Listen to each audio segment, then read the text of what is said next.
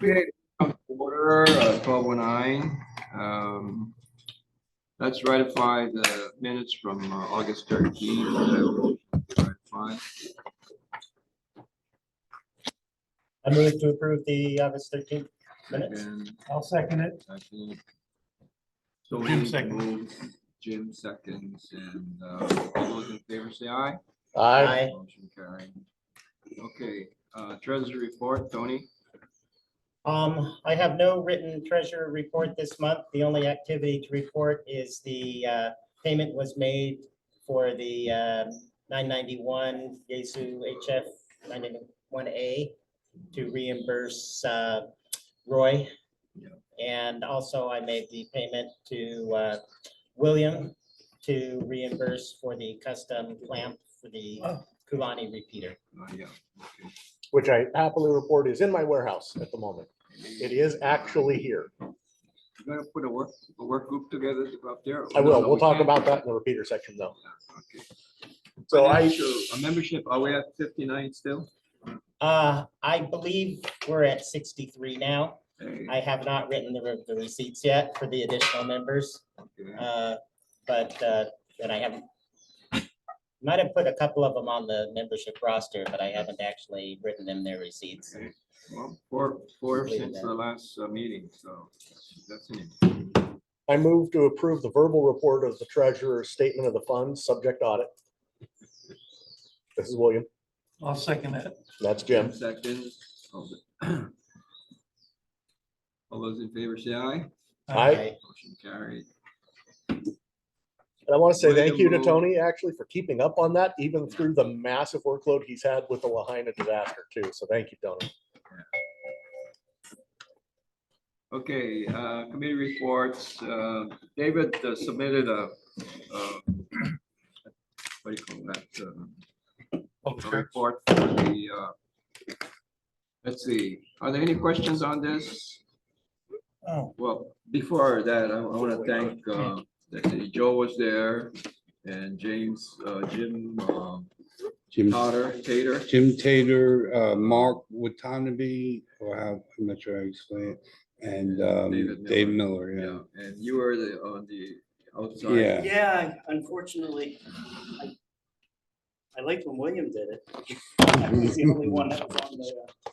Any comments on what could be had done better or less? Or It was noisy on Joe's side, but other than that, we had the kids were okay with what I had just. The first girl had asked me a question, what was my favorite ice cream? So yeah, I went back after that and I was like, okay, so let me ask grade and favorite subject to each of the kids. So I wasn't prepared. You had the same problem I did in the previous one about what do I say to a school kid? I have no idea. And I'm trying to, like, Joe put me on with another one. I think he was like 4 or 5 years old. So it's like, okay. remember that So one? And I mean, doesn't know the colors yet. Joe, in the previous one, it handed me the radio to talk to this young girl, and I didn't know what to say, so I was going to Google how do you get young girls excited, but I was like, oh, I can't do that. So I think the oldest one was a 4th grader. But yeah, I mean, it was a younger crowd, but yeah, I mean, it's really good. I was hoping I had picked up a pair of walkie-talkies for them and some goofy little toys. But it's a levitating for the table. But the next school that they could, give those away as little gifts at the table or something. But I think the kids need more hands-on stuff to attract them over to the table. But as far as Joe getting them on the radio, he did a really good job. I think we talked to over 10 kids. Something like that. Yeah, it felt like over 10.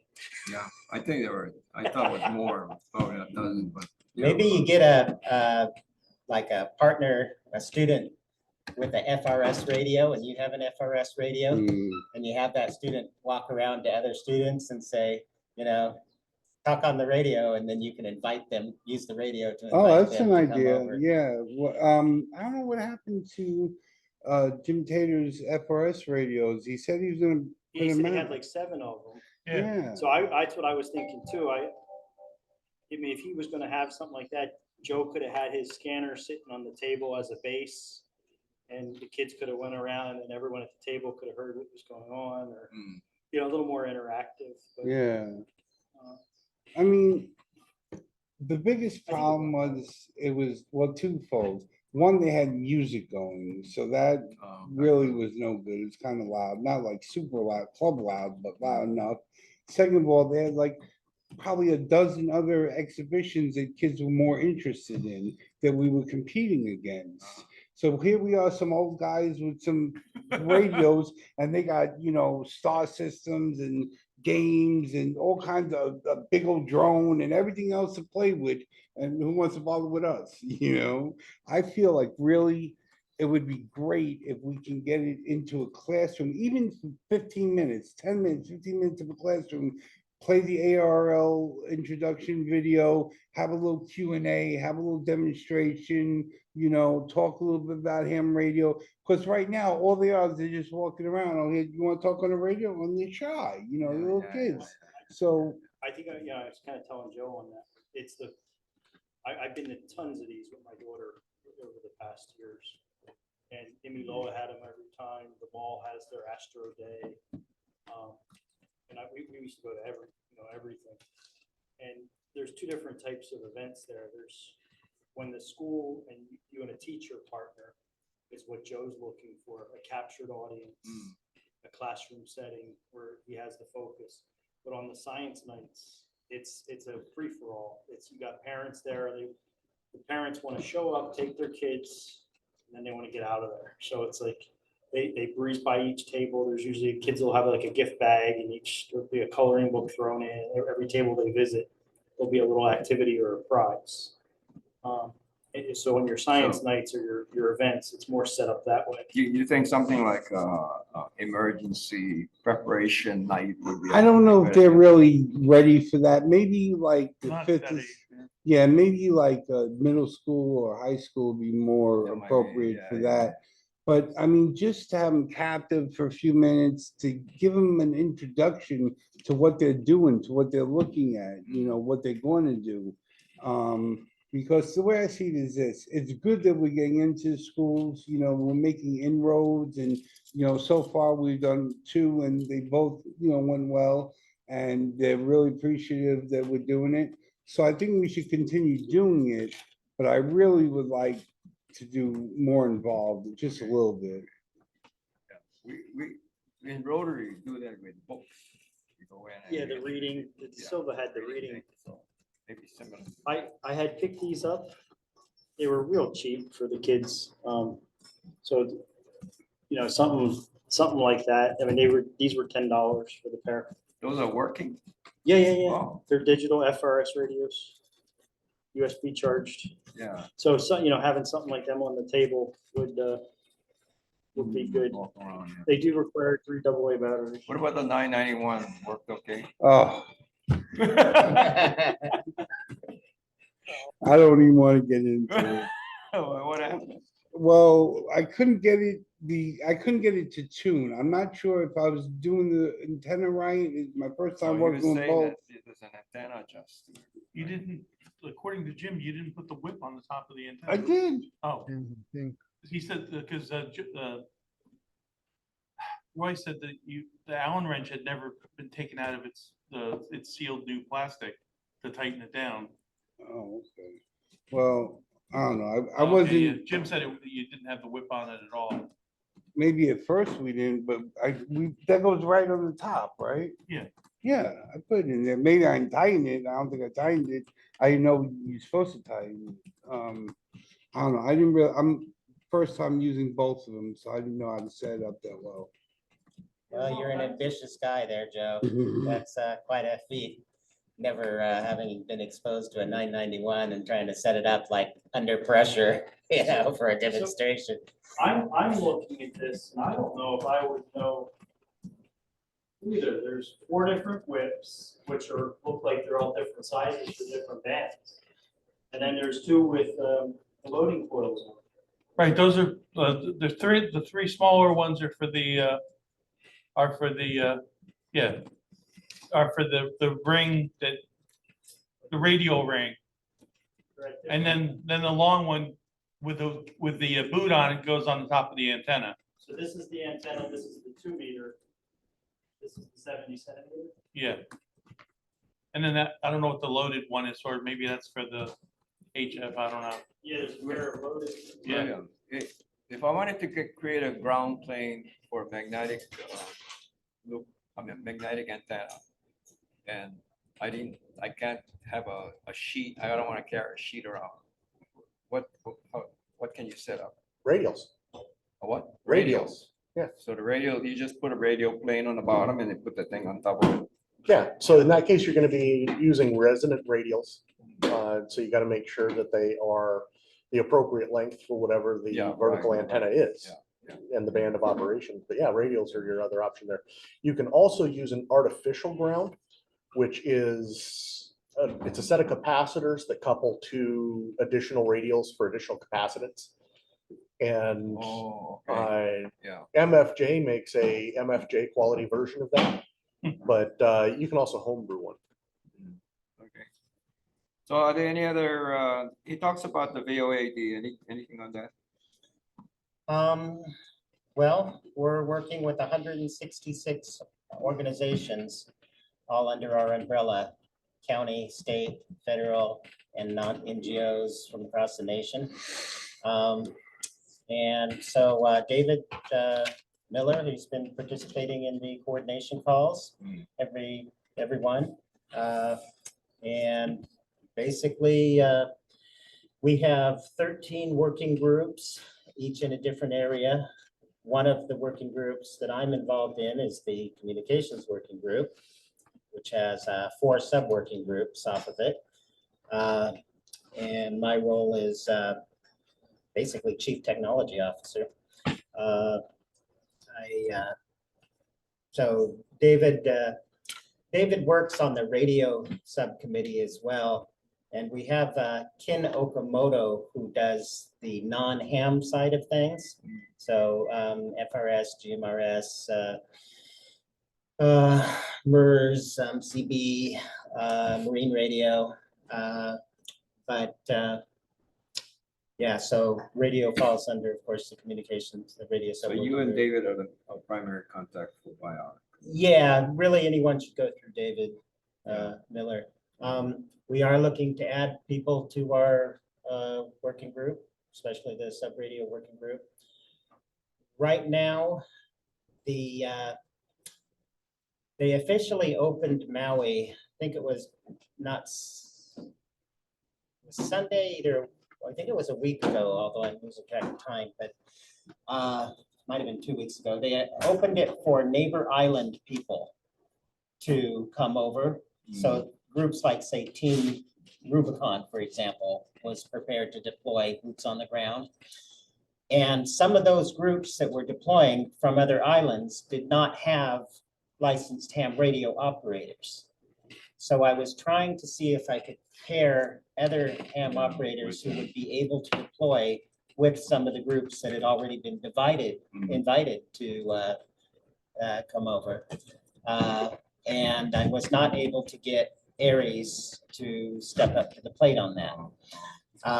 So that's something that I'm trying to keep my eyes on as I coordinate with other groups like Team Rubicon. So what we did instead is we held a training because there was licensed operators within their group. They just weren't very confident on how to use the radios. So we held a training on Oahu to try to get their licensed operators up to speed enough that when they deploy, they can hopefully maintain communications. But be really nice to have some experienced hams, you know. That, What was the problem with getting Aries on board? I don't know if you want me to go there. Every excuse in the book. So last year, the first 6 months of the year, our communications working group, sub-radio working group, had worked with Clem Jung, who was our Aries section emergency coordinator.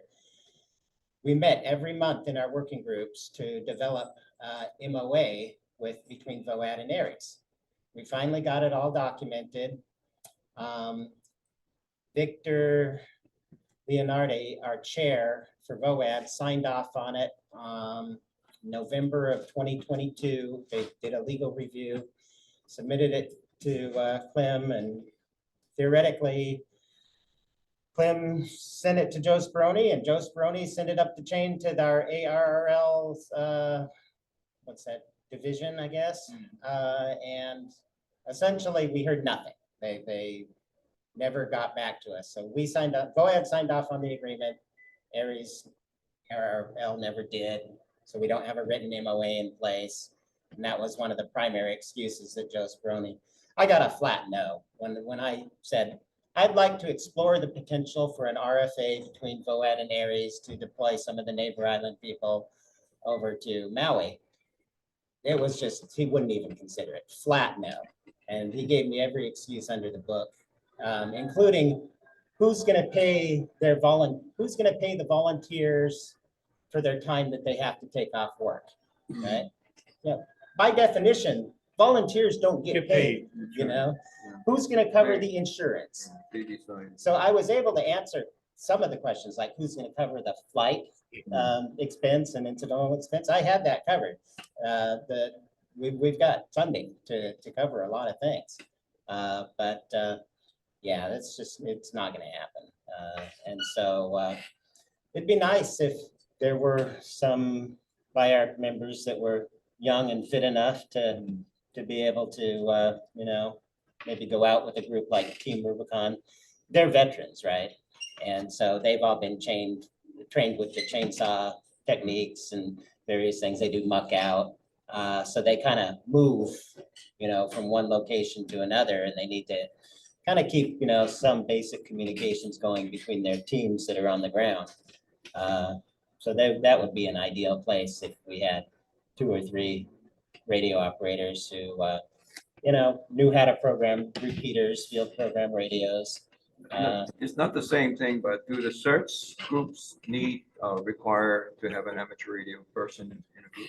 So a large percentage of them, I wouldn't say it's required, but it's highly encouraged, and a large percentage of the search team members do. Yeah, there were several in my class. Yeah, so the vast majority of people like on Orchidland Search do have their amateur radio license.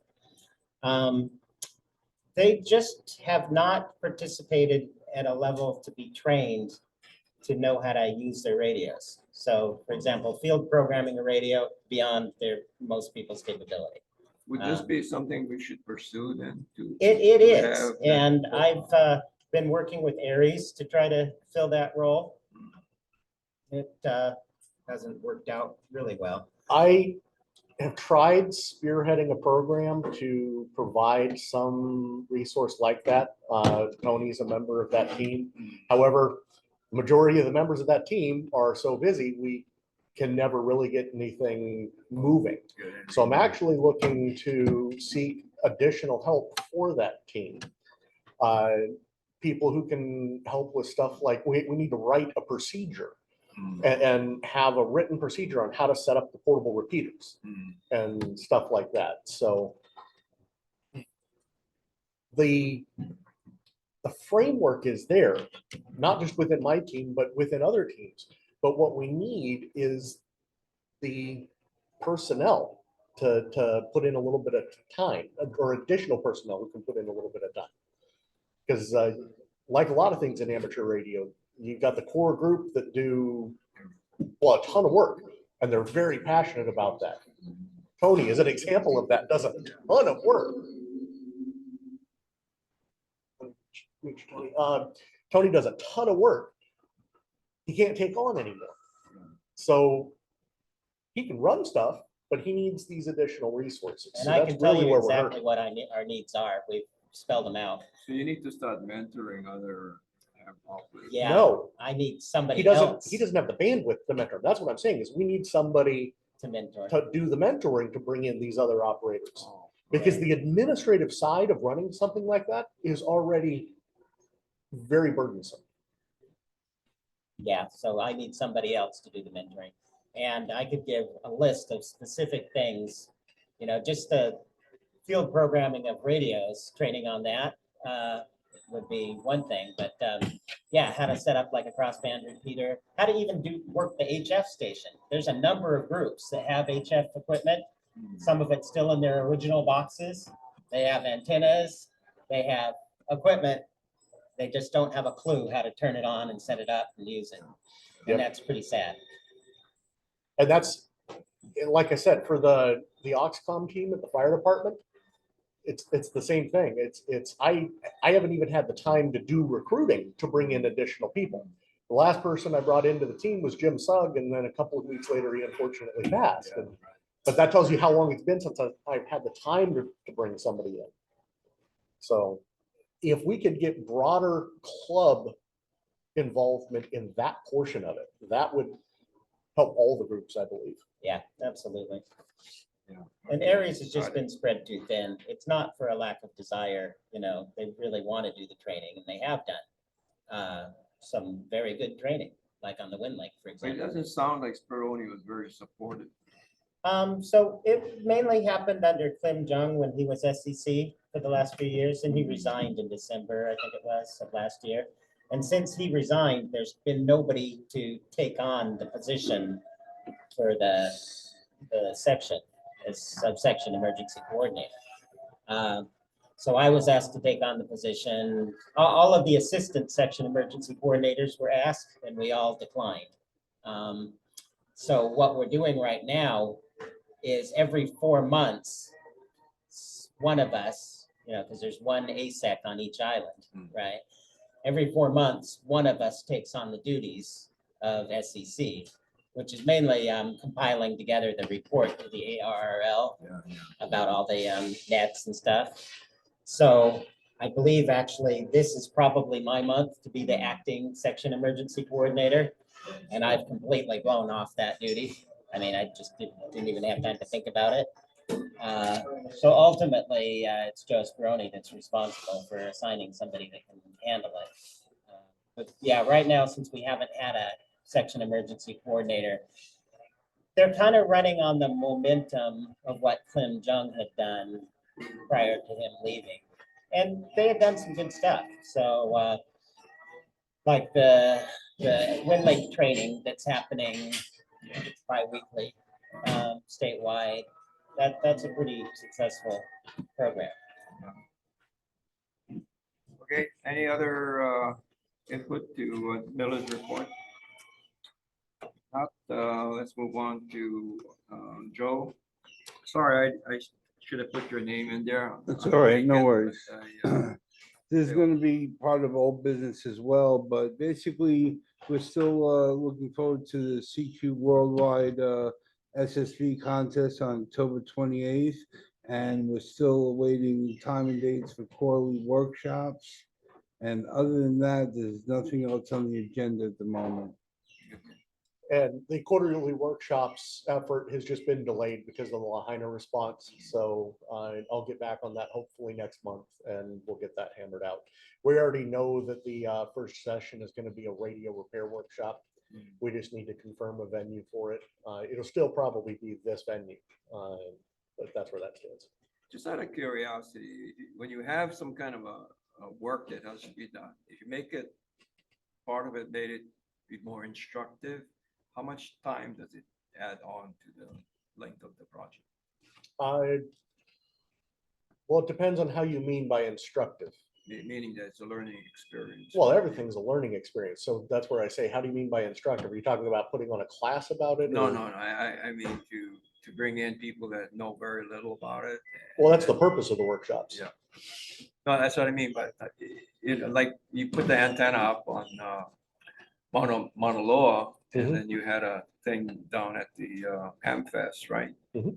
Yeah. If you had done it without doing at the Hamfest, it means. Oh, I would have been done within a matter of hours. Yeah, that's what I think. Yeah, so it probably adds 1 day per task hour.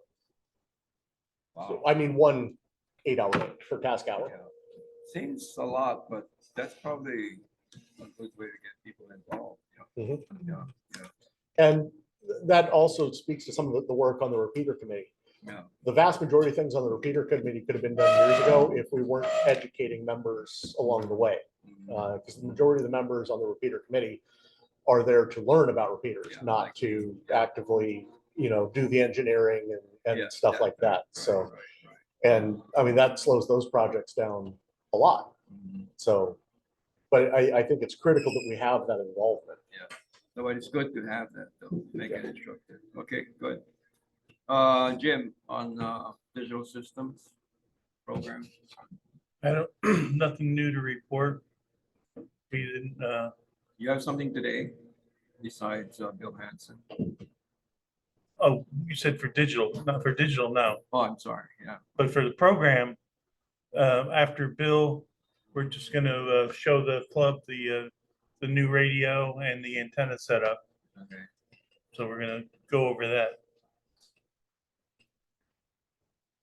Voice repeater. I didn't get a chance to write up a report. However, as I did report already, we have received the tapered leg standoff for the Kalani microwave dish installation. And there is going to be 2 more pieces that are needed. Well, technically 4 more pieces, but they're components of 2 systems that are needed before the repeater linking occurs. So that will be the Raspberry Pis and the it's not in here at the moment. I can't remember the name of the radio interface, but the radio interfaces and the Raspberry Pis for the linking end. So those are currently on a back order. We were talking about that on the repeater. I'm going to see if I can get that purchase sped up by ordering them for educational purposes through the university. So if I use my university credentials to try to order them, that might put us first in line in the back order. So that doesn't work out. How much would that be? Well, no, that's not a cost matter. It's just an availability matter. Nobody can get a Raspberry Pi to save their life at the moment. Really? Yeah. That popular? I mean, you can pay exorbitant amounts of money for one and get one, and that's the problem. People are buying them and then reselling them for a significant profit. But to get one at any reasonable amount, you just have to sit on the waiting list at one of the dealers. So Really? I propose that I move that we go into a recess for 5 minutes and let them finish.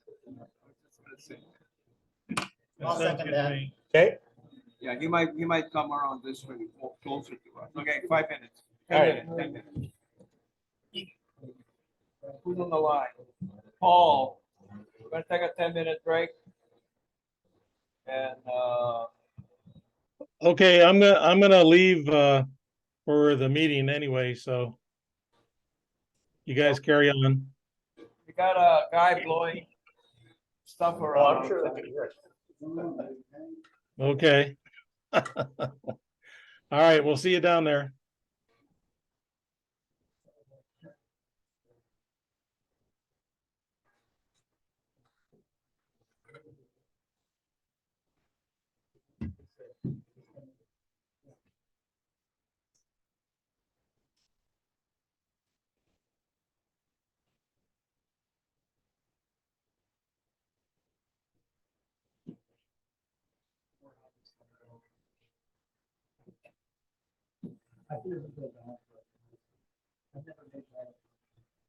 What? Yeah. Well, I've never made one in the case for. I've always done custom ballots for a couple of months. Actually, no, I think they were all for anyway. But I was looking at that article last night. And it had the comments. And it had a 1-to-1. And then it had another 1-to-1. Or I think it was at the. They put it at the counter. Yeah. So.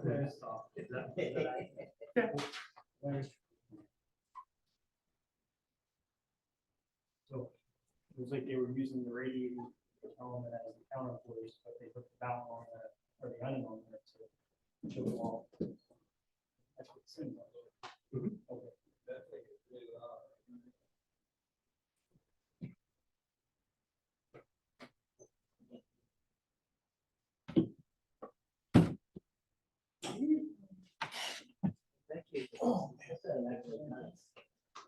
It is for satellite, right? Yeah, yeah, it takes a good preamp, though you need a 20 dB preamp because it has virtually no gain.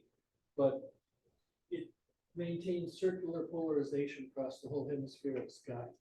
So you don't have linear polarization fades from satellites.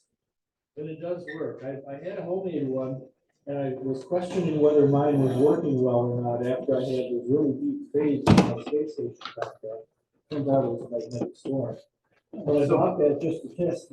I don't know what Lori's idea was with the larger diameter, children a little more broad. with the radio. So that's. I've never used that antenna. Somebody can have for 20 bucks if you would. I think it's gonna connect the wires to the bracket that holds the antenna to the mast. Okay, because they kind of fit into the screws on the radio plate, but you only get about 2 turns on it. And I don't know if it's either cross-threading or not the right. Probably not the right thread. Yeah. It's either right. Yeah, looks like we're going to RG. No, it won't go on X. Oh, really? It takes a bigger one. It takes these to go on the X. Oh, okay, because I've got like this, like that. Yeah. So yeah, it's definitely.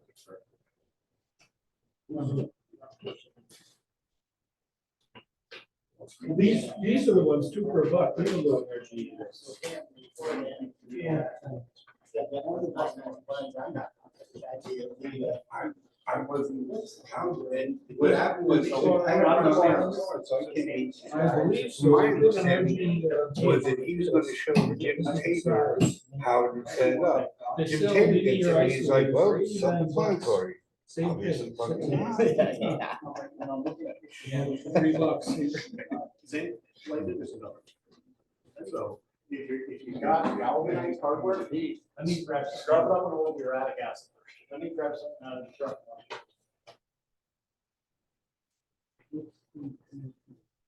Same as these. Small $2. That works for RG8. Okay. Okay, let's get started again. just curious, I did think you he stop walked the away. recording? Did you stop the recording? Did Oh, I don't know. No, it's recording the whole time. Okay, It's really impractical to stop and start that recording. really? Yeah.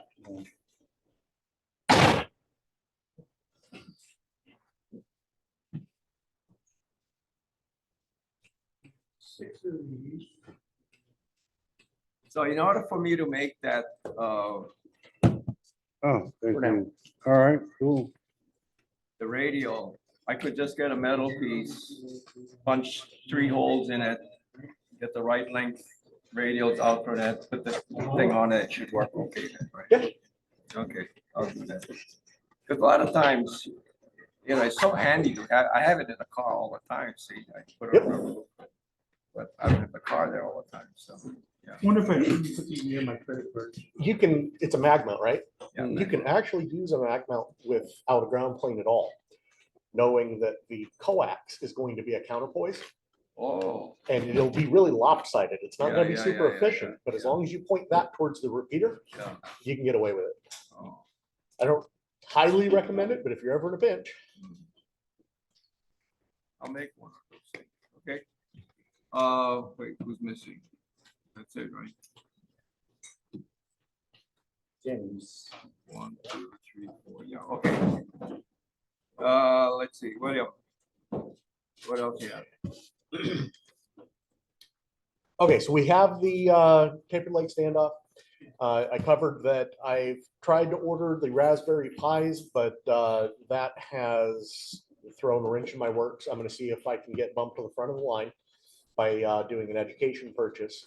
And I want to offer that option to the club as well, because I know that there's other individuals who have projects that they want to do. So if I can do that, I'm actually going to put something out to the club saying, hey, let's do a group purchase and we can give them to them at cost. And we'll go with that. Hey, Gary, what is the audio interface that we typically use? I can't remember the acronym for it at the moment. The URIX. So those are freely available. I will go ahead and purchase those, even though the Raspberry Pis haven't worked out yet. But that is the audio and keying interface that connects the repeater to the computer. So why is the Raspberry Pi not available? In manufacturing, I mean, the components Well, are they- all very simple. Right? It's kind of great, and just a lot of people bought them because it was so inexpensive. But I have two. I would be willing to give permanent loan, semi-permanent loan to the club until they Okay. can get, another one. I have two 4Bs Oh, yeah. that I'm not using. okay, very good. So we can keep that moving. Then. So a lot of people fell in love with them and hoarded them. Me being one of them. I got like Okay. 4 of them. Yeah, I I mean thought there was a chip shortage at one time. that did Yeah, affect in it. that pandemic. But then in addition, the pandemic drove the demand for them very high. People had a lot of time on their hands and wanted to tinker. In addition to that, there's, several uses for those that have become popular. And like I said, there's a real problem with scalpers. They purchase them up as fast as they can and drive the market dry of them and then turn around and sell them at an exorbitant profit. And that's really, I think, what's really been a problem lately. Forget about buying gold or silver. Yeah, my mines. So we have another number of other projects that none of the status has changed on just because there hasn't been any time to even have a meeting because of the Lahaina response. Those are the e-power projects and things of that nature. I'll cover this under new business, but I'll mention it now that we have another possible partner in the public safety space in the state of Hawaii's Department of Health. And there is a reasonable likelihood that they will allow us to co-locate some equipment with some of their equipment at various sites.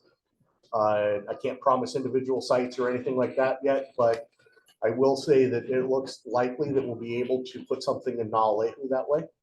And we will probably be able to put something on top of Hula that way.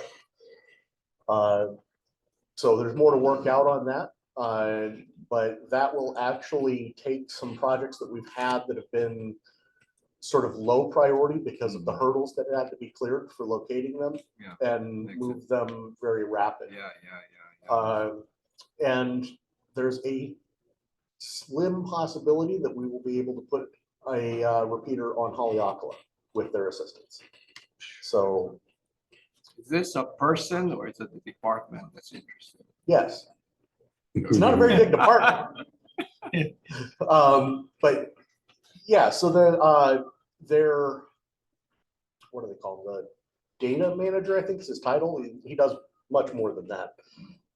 And the director are both seeing the benefit that can come through these types of partnerships. Sure. What's that? Oh no, he's been out forever. It's Dr. Alvin Bronstein. Okay. So That's what- good. But this will probably require the formalization of a memorandum of understandings. Like I said, we could cover that in new business if you'd like. Of course. Yeah. Question, so the advantage is we get access to sites that we wouldn't. Yeah, So sites that what we- is, would we be doing, helping them with any kind of maintaining or if they have problems using our expertise to, what do they get out of it? in exchange, what they would get out of it is amateur radio resources if another Lahaina style incident were to occur, or even a larger style of incident. Okay. So if they help us with the inventory and we can keep the hobby active and people enthusiastic, then there will be more people available when the boots need to hit the ground. That's the thought on it. Okay. Quick question. Was that just for general information or can I include that information in the newsletter? Well, I wouldn't publish it That's what I was thinking. in explicit terms, because like I said, I can't promise anything. Right. But I would say that you can put it in the newsletter that I'm engaging with the state Department of Health to seek a memorandum of understanding for Okay. mutual aid. Okay. Work in progress. Okay. But if you put it in there that I'm saying that we can put a repeater on Haleakala, and if it doesn't happen, No. people are gonna have my head. No. Okay, Les, you have anything for education and outreach? Les isn't on. That's us. Oh, that's awesome. I only see the name. I couldn't see the background. Okay, yeah, that's us. Okay. Les is not here. Okay, Roy's not here for this. I just wanted the status on the swap table, swap meet table. Which Okay, is right over there with stuff yeah. on it. It Swamp. just continues on, people bring things. Hank's our proprietor there. Yeah. No, he's our illicit ferrite dealer. Crack dealer, Mm. crack dealer. Yeah, Jim.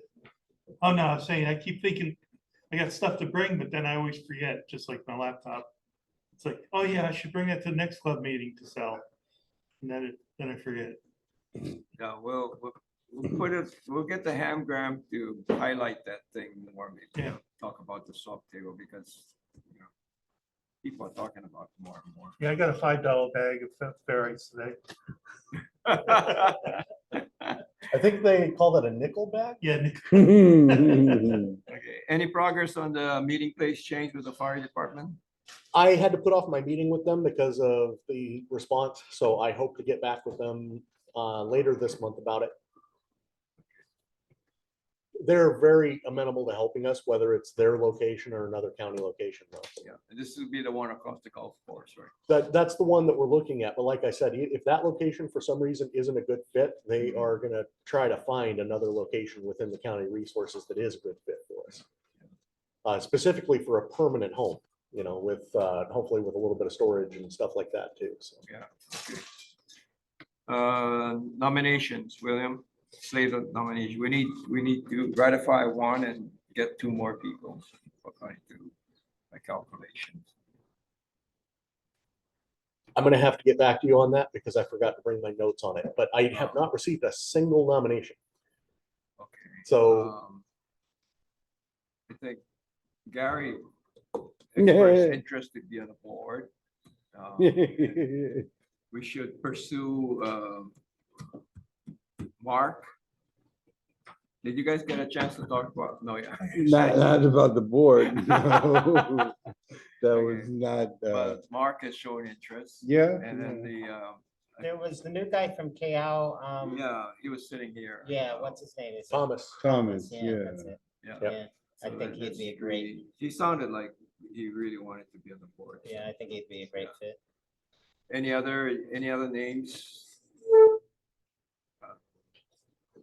Tony? I suppose you could try to twist Bill Hansen's arm when he gets here. I find that unlikely That's a though. joke. Gary, you were serious, right, when you said you were interested in? Oh, that was last year. I said I would stay on if there was no other members. Oh, Well, now we're talking about next year. No, that was the previous. previous year, right? Where it was, yeah. Oh, okay. Okay, so next time. And I apologize again for misquoting you. Oh, no. But, okay, so the CQ Worldwide, Okay, it's October 28th. 28 and 29, right, actually. Well, we're gonna be there on the 20 28th. on 28, okay. Right, Is that the Saturday? yeah, Yeah. Okay. Joe, yes. on that note, I can get there early in the morning, they're opened up. I will have a complete ham station. I'm gonna bring my solar panel, ham can for power, Kenwood 450, and two ham stick dipoles I can put up, one for 40 meters and one for 10 meters. So you can flip back and forth between those two dams. So I can supply a complete station for that and stay all day. Anyone else wants to come along, bring another rig, put up more antennas, that would be great.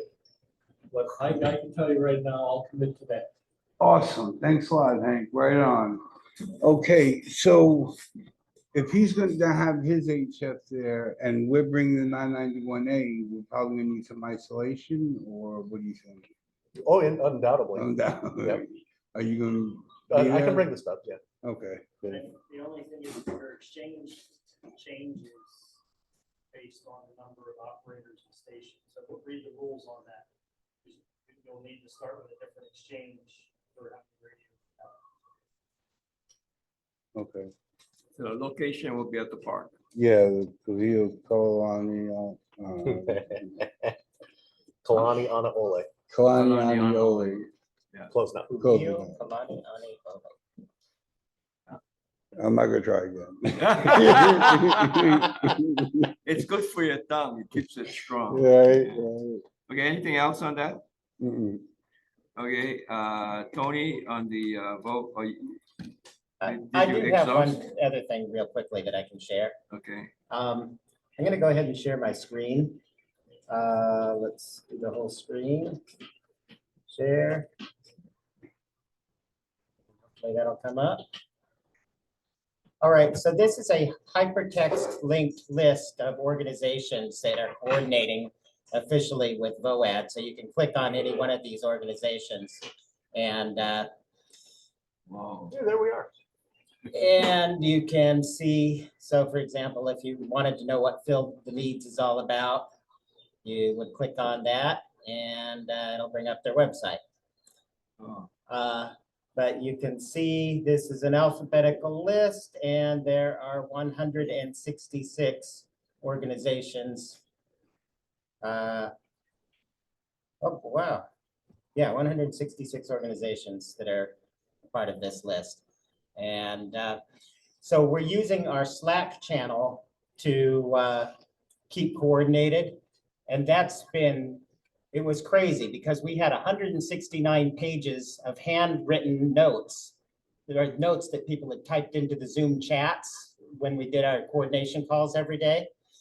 And that was just completely unmanageable information, you know. Nobody had access to it all combined together. And so, you know, if you happen to see what somebody had written on that particular day of the Zoom meeting, then you could get good intelligence out of it. But there was no centralized way to collect that information together.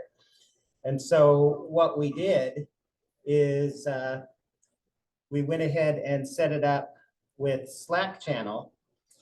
And so you can see these channels. Each of these channels correspond to working groups.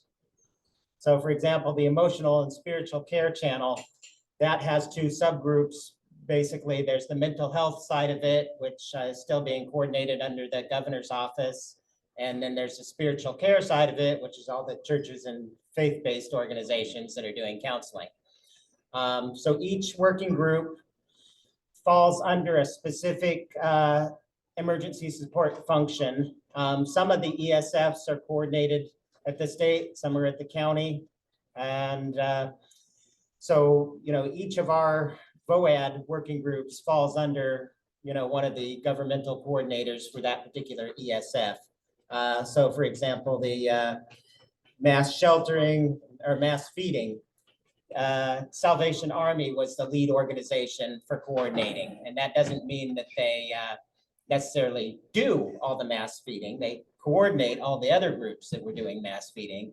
And then they coordinate that with the state's ESF or the county. so all those categories are represented by some organization right now. Yeah, there's always somebody that's taking the lead. Sometimes it's been delegated by the governmental agency in question to a particular nonprofit. Sometimes they don't delegate it. Sometimes, like I said, the office of the governor is coordinating the mental health side. You know, all the licensed professionals that are involved. They're coordinating. Question Sure. is District 5000 Rotary. I did not see them, no. So if they're participating in the coordination calls, if they log their name and organization on the screen, and if they fill out, we've got a form that just, where they put their name and their organization, their contact point, we're opening up the tent to everyone. I have not seen Lions in the list. So they don't have to be a member of VOAD to be part of, we call it our big tent, right? So all they have to do is express a desire to participate. When there's new people and actually get invited, when there's new people that want to participate, they just send an email to Hawaii State VOAD@gmail.com. And they say who they are, I'm so-and-so, who they're with, and what they have to offer, what their needs are, what they're doing, what they're planning on doing, and that gets their foot in the door. And so our executive secretary will then list them on our active 2023 spreadsheet. I've got automated systems in place that will pull the data from that active spreadsheet and feed it into our cloud-based platform so that it will automatically issue invites to the Slack or to our Google Workspace and get them on these lists. So it's really, really easy right now for any organization to get vetted through this process and officially become part of the response that Hawaii State VOAD is coordinating. And basically, David Miller, he's integrated into this. I don't know, some of you folks might have also gotten invitations. I saw that William, for example, you were on the invite list into Slack, but somebody had mistyped your email address by one character off, and that's why you didn't get it. Jim, you might have gotten one. For Slack, yeah. Yeah, an invite. But then once you get into Slack, that's like the lobby, right? It's like you've gotten through the gate of the castle walls, but you're not in the castle yet. So you get into Slack, that's the big tent area where you can see a lot of information. And then from there, you can get on a work group. And once you're on a working group, then you're in the castle, you're part of the response. So has this system been applied, excuse me, for Lahaina? That's what it's all about. That's why we Yeah, created it. that's what you're looking at here. Yeah. No, This I is thought, live. I thought VOAD was from before. I got it, Lahaina. but what you're looking at right here is the Lahaina So- response Slack. Okay. VOAD, Hawaii VOAD did not have cloud-based enterprise computing platforms before the Okay. Maui disaster. The wildfire incident is what caused us to really scale up our game and our technology so that we could bring in all these people. We needed enterprise level cloud-based computing to make this work because there was just no way we were going to be able to coordinate. And that the VOAD, it's the 4 C's. That's what VOAD does. It's the communication, coordination, collaboration, and cooperation. Mhm. That's the mission, 4 C's. And there's just no way we could do that with 166 organizations without really capable technology. So we applied for nonprofit status. And these platforms, they're extremely expensive. Like they could cost $6, $12, $20 per user. But we're getting them for free because we got in under the nonprofit exemption as a 501c3. So, Google, they're giving us thousands, maybe tens of thousands of dollars worth of server computing capacity. Same thing with the Slack, several other platforms as well. We have case management systems and, you'd only be part of those other systems if you're on a working group that needs to be part of those systems. Everything's using 2-factor authentication. We're really pushing that. So, everybody needs to get up to date on how to use their cell phone to do 2FA. But everyone, in any organization, whether it's Aries or BIARC or any of these others, can get on those working groups and actually be part of the response. Yeah, I was thinking about the VOAD from before, 2 years ago. Remember we had that meeting? And It's completely different. I mean, oh, the okay. things have evolved. 2 years ago, there was the county organizations active in disaster, All right. and then there was the state level, and they were kind of separate. Well, they integrated together. I guess that was roughly 2 years ago. So that the county organizations, they don't call them county organizations, they call them COADs, but that stands now for community organizations active in disaster. Essentially, there's one at each county. No more acronyms, though.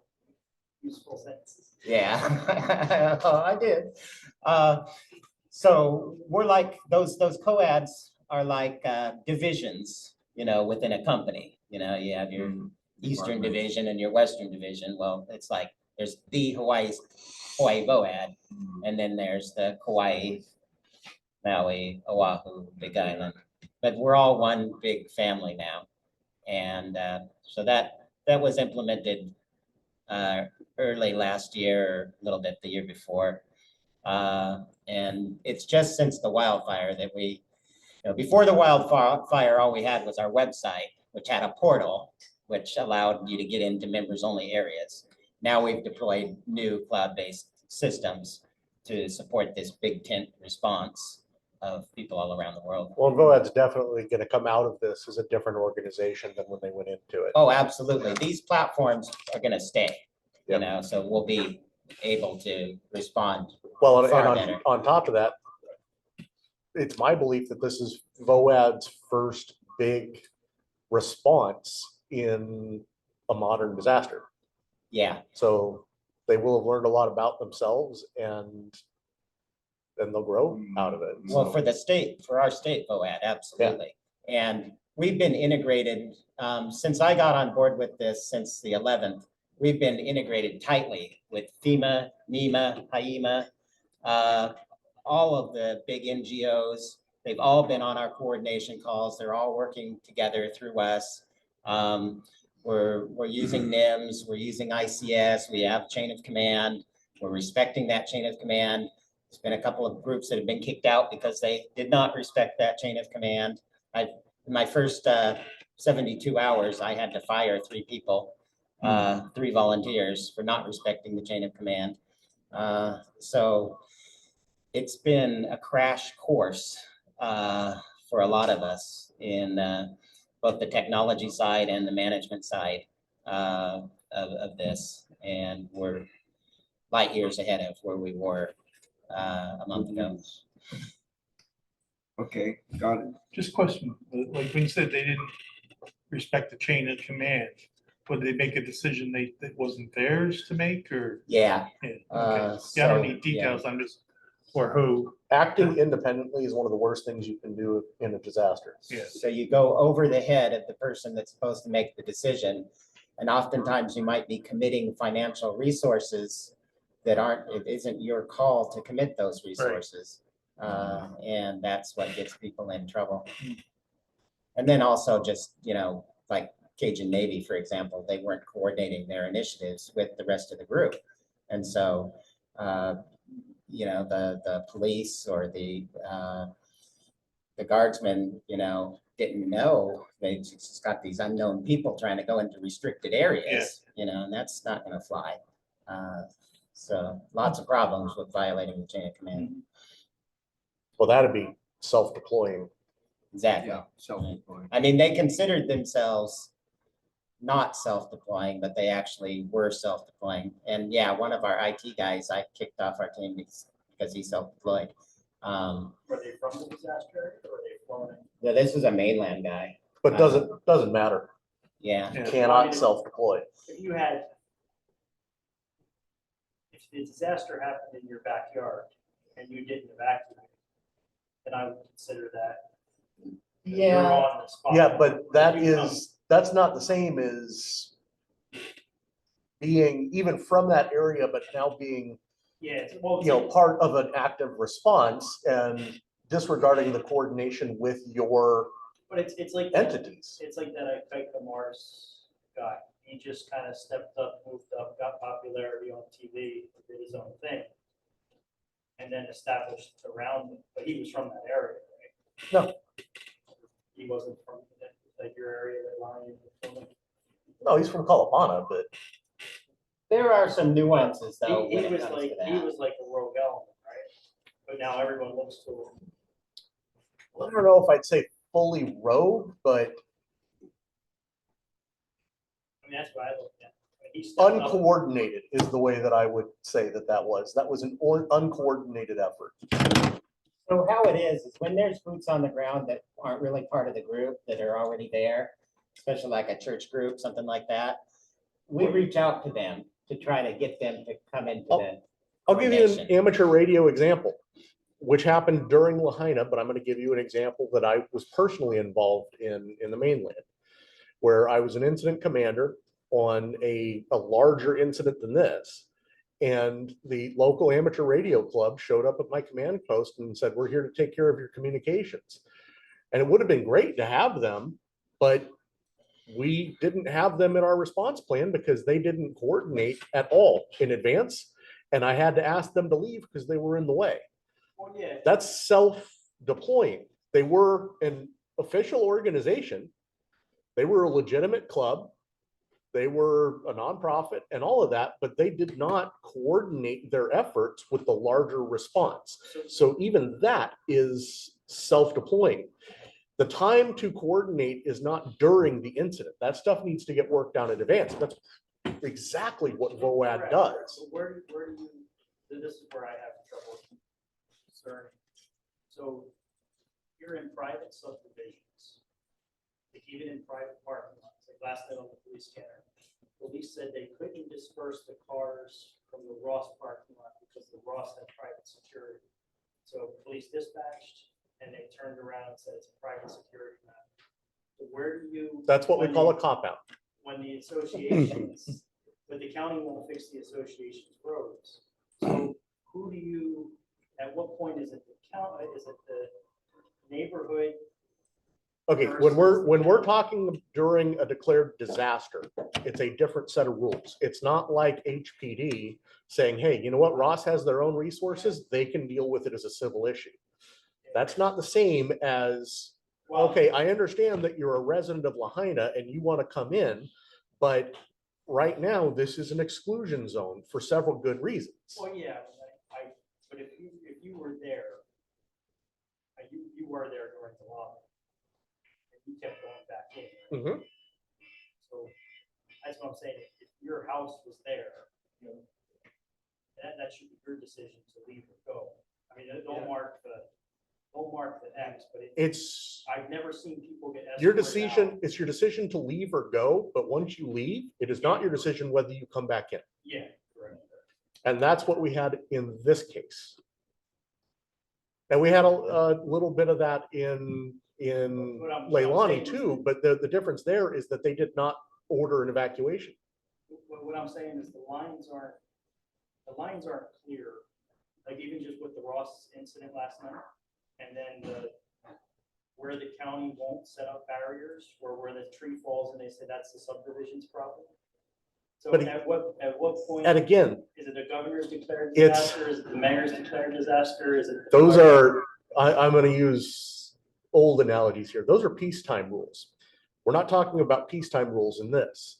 Once you've declared an active disaster, and I mean the legal term, active disaster, that switches a lot of stuff, including even what a criminal penalty is going to be for any criminal Correct, action correct. during that time. They did that. Now that's a governor's disaster, right? Or is that Yes. mayor's disaster? No, That's a that governor's that is once the governor declares the disaster.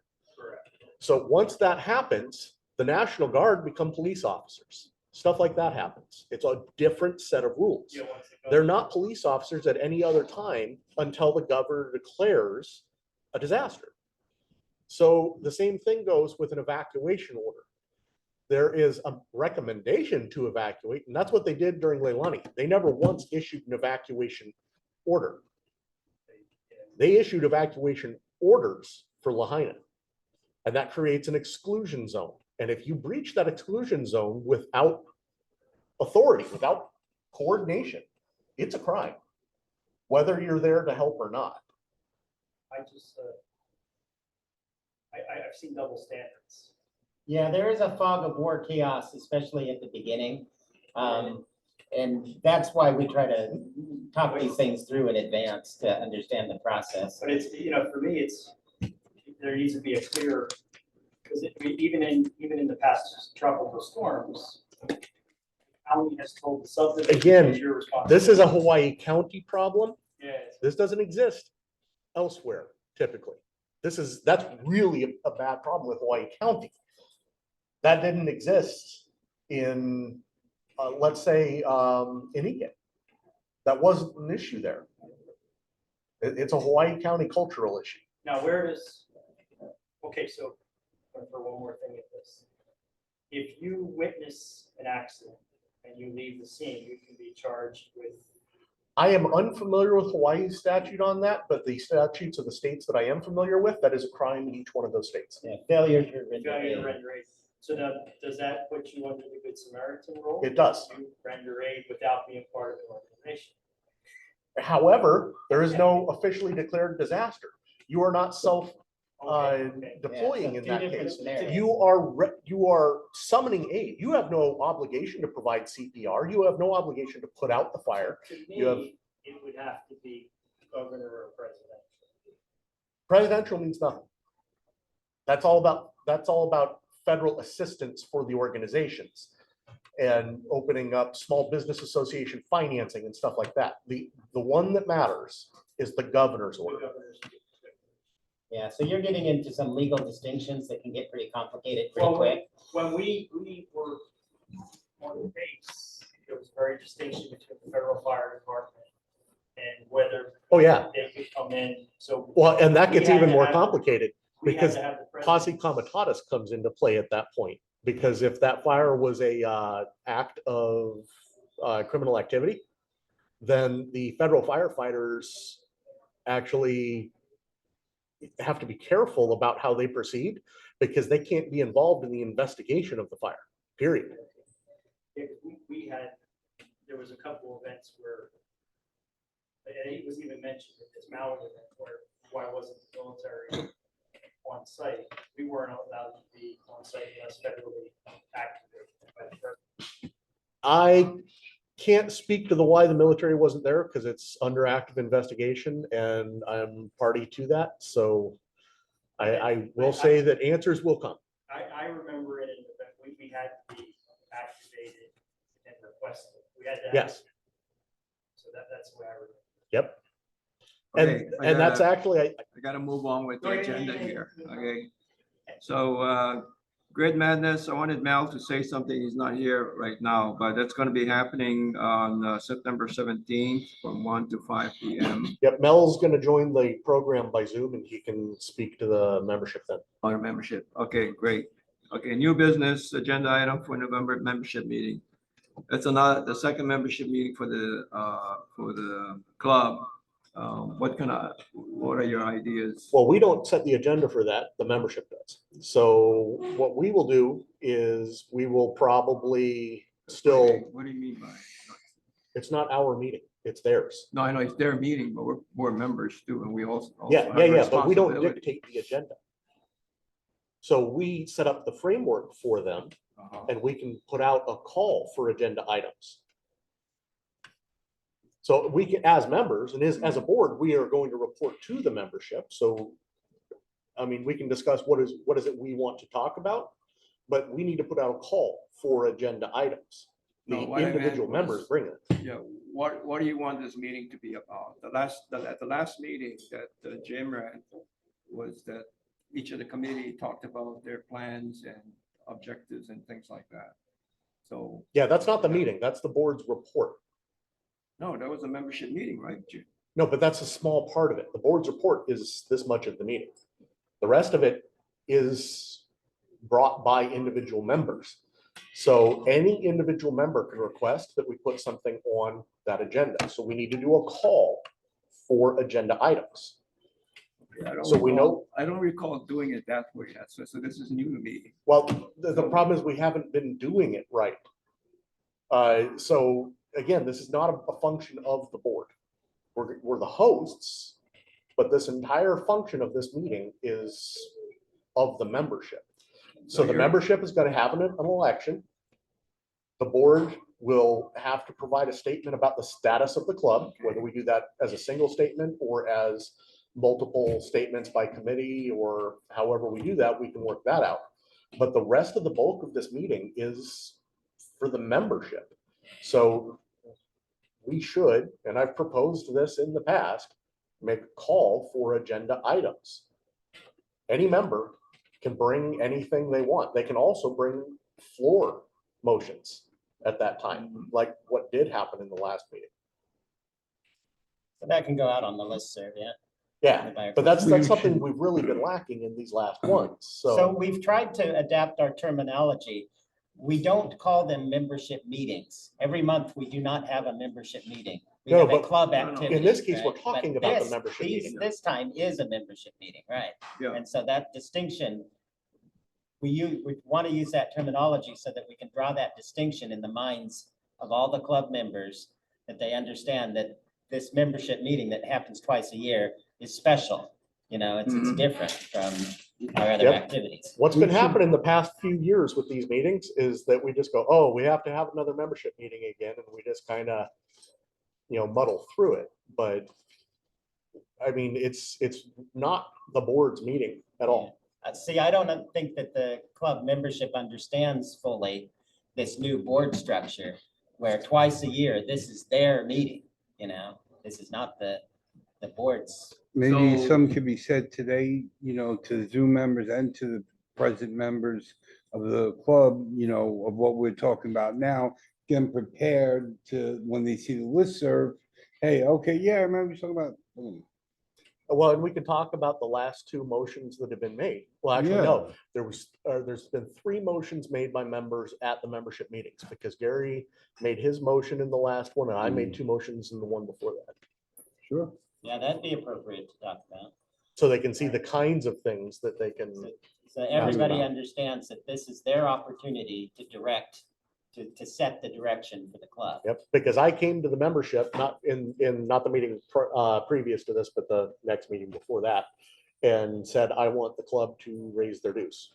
I think it's appropriate. And I did that as a member during the membership meeting. And that's also when I made the motion that we can use the humanitarian fund to support those who cannot afford club membership.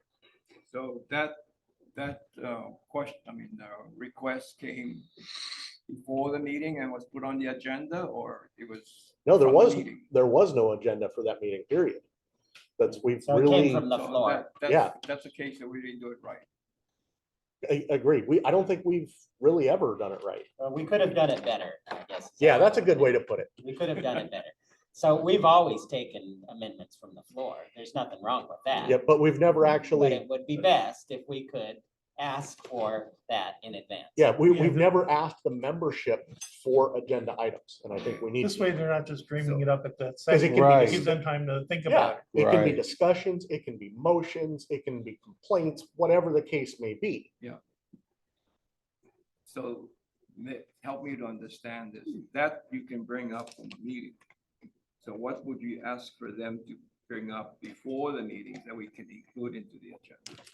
You ask just that. What can you, members, bring as agenda items? What do you want to talk about, members, in the meeting? Is there a motion you want to make, or is there a discussion you want to have? Are there questions you want to ask? Are there complaints you want to air? So those are the things that any member can bring up at the membership meeting.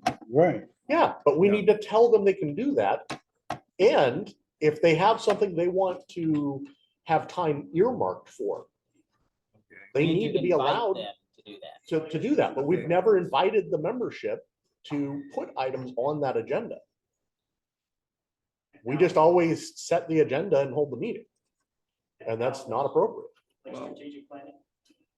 Like a strategic, if you were lining out like business rules, like strategic planning would be appropriate. I'm not sure what you mean. If you're going over the kind of the vision, the future of the club, outline projects or where you want the direction to go. then Well, the membership yeah, where has to they support that. want it to go. That's the thing, is Yeah, that membership the is membership all needs for to tell us where they want the club to go. That's what this is all about. Okay, I'll commit to going out and asking them for agenda items. Okay. I'll do that. Okay, but the thing that I want to make sure that we understand, you want to have a vote for the next slate of officers? We are right? required. So you want Yes. that on the agenda? Yes. Okay, what else would you like to have on the agenda besides that? Well, that's what you're gonna put out at today's club activity to the membership. Okay, let's come at this from a different angle. My recommendation is that the board, once again, presents reports, Okay, either singularly or multiple, to the membership. This is similar to the one we had earlier this year. Yes. Yeah, okay. Now we can have discussion. Do we want to do it by committee again? Do we want to do a single report to the board like I did in, is it 2018 or 2019? Well, I prefer that each of the chairs go up because that gives them more exposure. Okay, Yeah, Yeah. I agree. Do it by committee. but this is all one agenda item for us. This is the Yeah. report. Yeah. The board Reports report of to the the board. membership.